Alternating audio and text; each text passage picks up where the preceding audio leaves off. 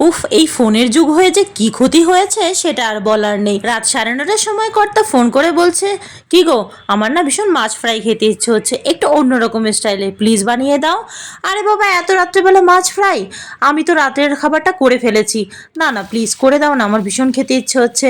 আচ্ছা বাবা, আচ্ছা ঘরে তো আসো, তারপর দেখো করে দিচ্ছি। না না, আমি ফোন করেছি তো এই জন্যই, যেন তুমি আগে ভাগে করে রেখে দাও, আমাকে এসে যেন ঘরে অপেক্ষা না করতে হয়। দেখেছো তো কাণ্ড, ফোনটা হয়ে যে কি লোকসান হয়েছে। ফ্রিজে আছে ভেটকি মাছ, সেখান থেকে 3টে পিস নিয়ে নিয়েছি, শুধু ওর জন্যই করব। আমরা যেহেতু রাতের খাবারটা বানিয়ে ফেলেছি, সেটাই আমরা খেয়ে নেব।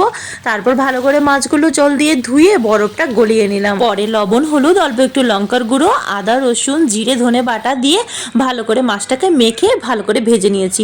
যখন 80% মাছটা ভাজা হয়ে যাবে, তখন বেশ খানিকটা কারি পাতা আর কাঁচা লঙ্কা কুচি আর দিয়েছি অনেকগুলো গোটা গোটা রসুন। Heavy tasty.